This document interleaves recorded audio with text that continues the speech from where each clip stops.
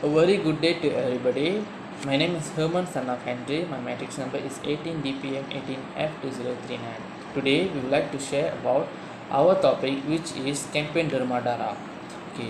Apakah definisi campaign derma darah? Iaitu derma darah berlaku apabila seseorang secara sukarela telah membenarkan darahnya diambil dan digunakan untuk pemindahan dan atau dijadikan ubat biofarmaceutical melalui proses dipanggil pemeringkatan pengasingan komponen seluruh darah.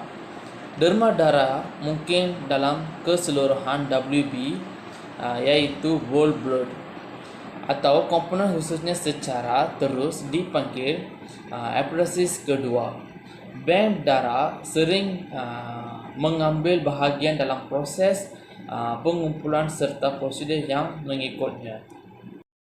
Apakah tujuan untuk membuat kempen derma darah? Iaitu ini diadakan adalah untuk membantu masalah kekurangan bekalan darah di hospital seluruh negara.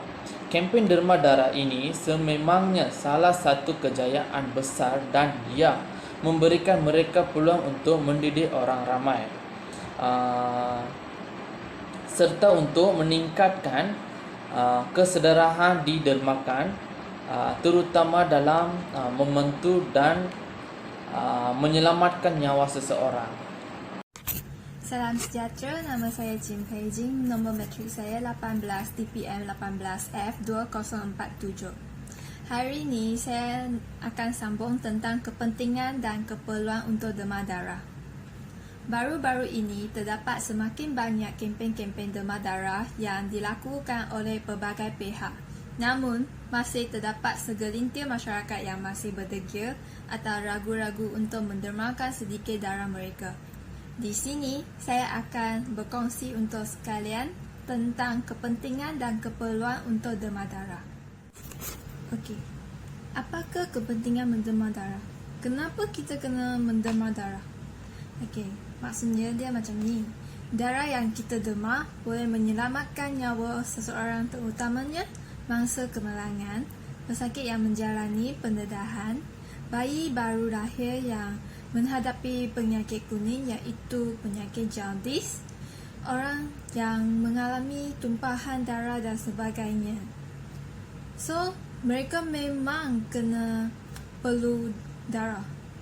So, kesimpulannya, darah yang kita derma dapat digunakan untuk menyelamatkan nyawa orang lain, dan dia juga boleh memberikan peluang kepada mereka untuk meneruskan kehidupan mereka.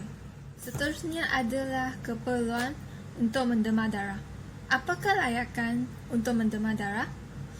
Anda layak menderma sekiranya anda berumur 18 tahun ke atas, berat badan 40 kg dan ke atas, sehat tubuh badan, sehat pada hari menderma, tidak pernah mengalami masalah semasa menderma darah, tidak mengambil sebarang ubatan dalam tempoh 1 minggu yang lepas, tidak menerima sebarang imunisasi dalam tempoh 24 jam yang lepas, tidak menerima rawatan penggigian dalam tempoh 24 jam yang lepas, tidak mengalami selesema, batuk, sakit tekak dan sebarang jangkitan dalam tempoh 1 minggu yang lepas, tidak menjalani pendedahan dalam tempoh 6 bulan yang lepas, tidak mengandung atau menyusu anak di bawah 1 tahun, tidak pernah menerima pemindahan darah dalam tempoh 6 bulan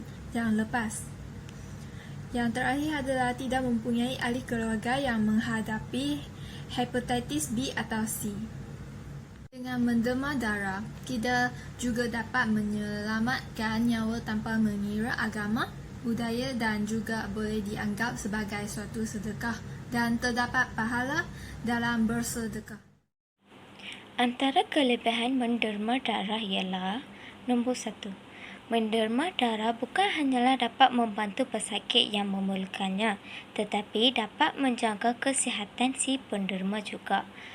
Sebelum menderma darah, pesakit perubatan di pusat derma darah akan memberikan anda pemeriksaan kesihatan secara ringkas.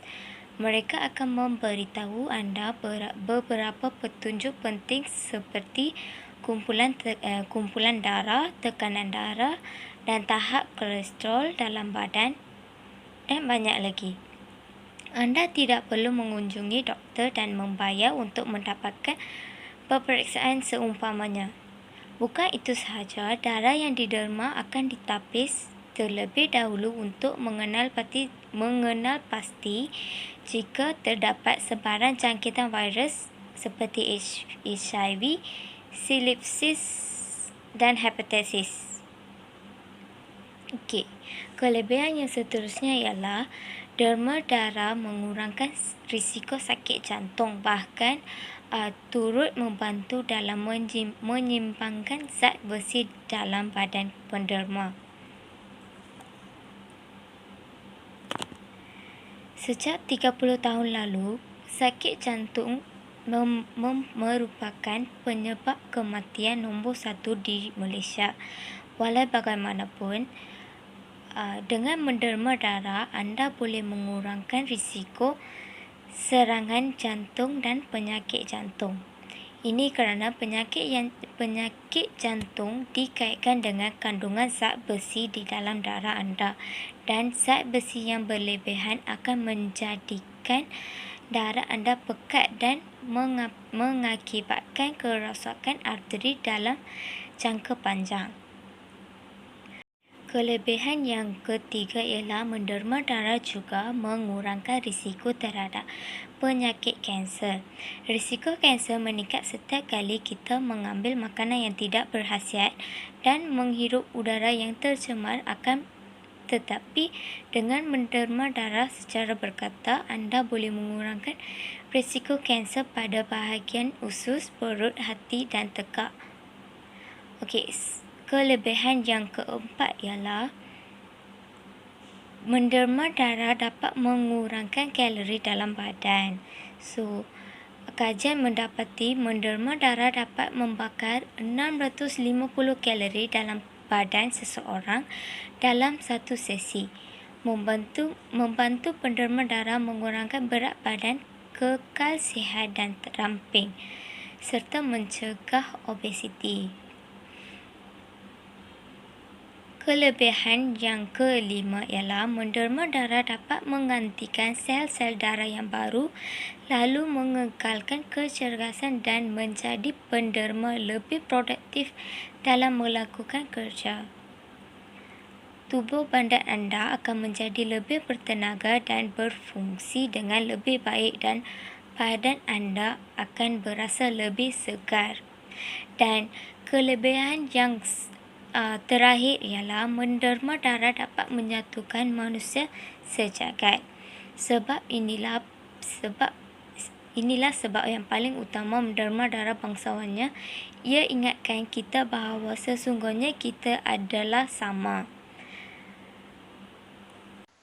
Isu berkaitan derma darah. Terdapat beberapa isu yang menyebabkan orang ramai takut untuk menerima darah. Yang pertama, gemuk selepas menderma darah adalah tangkapan yang tidak benar. Berat badan tidak akan bertambah selepas menderma darah. Ubat tambahan zat besi dan pil vitamin yang diberi selepas menderma hanya untuk bekal 5 hari sahaja. Jadi, ia tidak menyebabkan selera makan bertambah dan kenaikan berat badan secara mendadak. Yang kedua, takut sakit atau takut jarum. Sebenarnya, penderma tidak perlu merasa takut kerana sebelum proses mengambil darah dilakukan, mereka akan diberi sedikit ubat bius dan melakukan satu proses yang selamat. Tidak ada risiko jangkitan daripada jarum dan sebagainya. Yang ketiga, menderma darah mengambil masa yang panjang. Sebenarnya, proses menderma darah hanya memerlukan masa 30 minit sahaja dengan mengikut proses-proses yang telah ditetapkan. Yang keempat, derma darah akan membuatkan badan menjadi lemah adalah salah, kerana menderma darah akan mengurangkan risiko penyakit jantung. Oleh yang demikian, diharapkan kepada orang ramai supaya menderma darah mereka bagi membantu mangsa yang memerlukan pertolongan ini. Setiap darah yang mereka dermakan ini memberi seribu harapan kepada mangsa untuk meneruskan kehidupan mereka. Semoga jasa dan keikhlasan yang diberikan oleh mereka ini akan diberkati oleh Tuhan. Terima kasih.